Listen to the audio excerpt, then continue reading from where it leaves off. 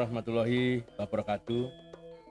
Bertemu kembali dengan saya Yohan Susilo, tetap di channel YouTube Langgeng Budaya. Saya ucapkan terima kasih kepada dulur-dulur ingkang memantau channel Langgeng Budaya, kepada saudara-saudara yang sudah subscribe, like, share, komen di channel YouTube Langgeng Budaya. Tanpa Anda semua, channel YouTube Langgeng Budaya tidak bisa berkembang. Pada kesempatan kali ini tetap fokus di cerita wayang atau lakon wayang gaya Jawa Timuran yang kemarin sudah menceritakan tentang tragedi Cupemane Astagina. Dan pada kesempatan kali ini saya akan bercerita tentang asal-usul Kusir Mandaruki. Asal-usul Kusir Mandaruki. Tokoh Mandaruki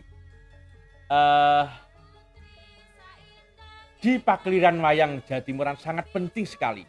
Muncul di zaman Antarayana, zamane Prabu Dasamuka. Kemungkinan di Gaya Surakarta, Yogyakarta tidak ada kemunculan tokoh Kusir Mandaruki atau Nujum Mandaruki. Bagaimana asal usul Kusir Mandaruki? Monggo dipun simak sampai akhir cerita. Ketika Anjani Subali Sugriwa ingin menebus dosanya bertapa, Anjani di pertapan Sendang Cibuk Cangkiran, topo ngodok tanpa busana. Lalu Subali bertapa di Gunung Sunyo, topo ngalong, dan Sugriwa bertapa di pereng Gunung Sunyo, topo ngidang.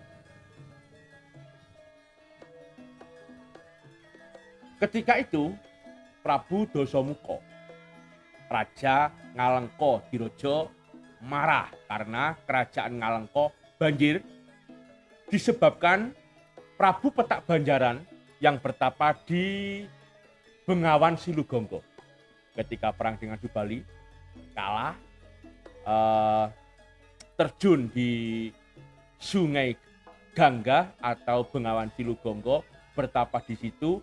Air Bengawan meluap sampai ke negara Ngalengka banjir. Prabu Dasamuka mencari sebab akibat kerajaan Ngalengka Diraja banjir. Akhirnya tahu bahwa sumber bencana itu disebabkan Prabu Petak Banjaran yang bertapa dalam Sungai Gangga atau Bengawan Silugonggo. Ini gambaran Prabu Dasamuka nggih. Dasamuka gaya Jawa Timuran hampir sama dengan gaya Surakarta, Yogyakarta. Bertangan satu, sebab ini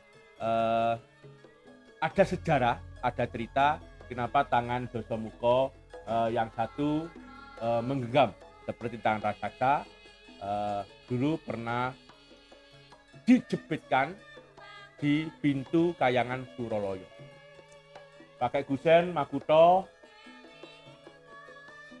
pakai bokongan, wayang Dasamuka gaya Jawa Timuran. Menuju Bengawan Silugonggo, menantang atau mengajak perang Prabu Petak Banjaran. Dasamuka kalah melawan Prabu Petak Banjaran karena Prabu Petak Banjaran mempunyai kesaktian yang luar biasa. Dasamuka disembur, akhirnya jatuh di Gunung Sunyo, tempat bertapanya Subali. Ketika jatuh di Gunung Sunyo, tahu bahwa ada kerah yang bertapa ngalong. Akhirnya ditanya oleh Prabu Dasamuka, kamu itu siapa? Ra kok bertapa di Gunung Bunyo. Subali diam dan Dasamuka marah, merasa disepelekan oleh Prabu Subali, dan akhirnya Subali yang bertapa diajar oleh Dasamuka. Tubuh Subali hancur lebur, dan ketika tubuh Subali hancur lebur ada segerombolan semut mengumpulkan kembali daging-daging Subali, dan daging Subali utuh menjadi tubuh yang sempurna. Subali hidup kembali. Dasamuka merasa disepelekan. Kok bisa sudah mati kok hidup kembali? Akhirnya Subali diajar kembali. Sampai 2 kali 3 kali tetap prosesnya. Ketika tubuh Subali hancur, di situ ada segerombolan semut mengumpulkan daging-daging Subali, dan Subali utuh kembali, wujud sempurna dan hidup kembali. Dan akhirnya Dasamuka minta maaf dan memohon supaya Kerah tadi mau menerima Dasamuka menjadi muridnya. Subali memaafkan Dasamuka, dan Dasamuka diaku sebagai murid Prabu Subalinoto atau Reksi Subalinoto. Prabu Dasamuka tanya, ilmu apa? Kok mempunyai keanehan? Setelah tubuh hancur lebur bisa sempurna kembali dan hidup kembali. Reksi Subali atau Prabu Subali menjawab bahwa itu ilmu Poncosunyo atau Aji Poncosunyo. Dasamuka ingin menerima wejangan atau ajaran Aji Poncosunyo, dan Reksi Subali memberitahu kepada Prabu Dasamuka bahwa Aji ini luar biasa, tidak bisa dirapal atau tidak bisa dibunyikan sampai keluar dari mulut. Jadi merapal atau apa istilahnya, membaca mantra Aji Poncosunyo harus dalam batin, harus dalam hati. Prabu Dasamuka menerima apa yang dikatakan oleh Reksi Subalinoto, lalu terjadilah Prabu Subalinoto memberi wejangan kepada Prabu Dasamuka Aji Poncosunyo. Dan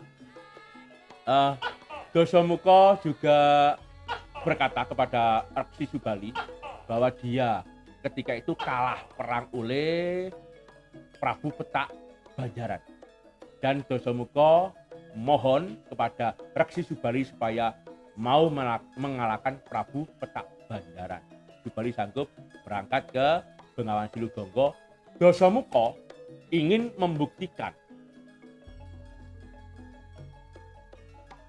Aji Poncosunyo, ingin membuktikan kehebatan Aji Poncosunyo. Prabu Dasamuka lupa dengan apa yang dikatakan oleh Reksi Subalinoto atau Prabu Subalinoto. Mantra dibaca oleh Prabu Dasamuka keluar dari mulutnya, dan ada keajaiban setelah mantra dibunyikan oleh Prabu Dasamuka. Kalau istilah pewayangan, mantra atau Aji Poncosunyo kamanungsan, berubah wujud menjadi Buto Bajang. Buto Bajang tahu kalau yang menciptakan dia itu Prabu Dasamuka, ingin ikut Prabu Dasamuka. Prabu Dasamuka akhirnya mengakui kesalahannya, dan Buto Bajang diperbolehkan ikut Prabu Dasamuka dan diberi nama Mandaruki. Mandaruki kelak akan dijadikan kusir Prabu Dasamuka dan dijadikan nujum utawi atau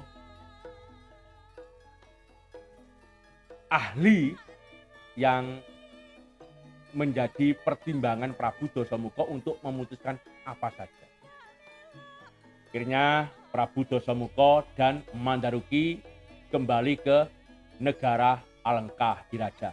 Itu asal usul Mandaruki, kusir Mandaruki atau nujum Mandaruki kelak menjadi kusir Prabu Dasamuka, menjalankan kereta Prabu Dasamuka dan menjadi nujum, resi atau orang kepercayaan Prabu Dasamuka untuk menentukan keputusan. Meskipun bentuknya seperti ini, tapi Mandaruki mempunyai kesaktian yang luar biasa sebab berasal dari Aji Poncosunyo yang kamanusan.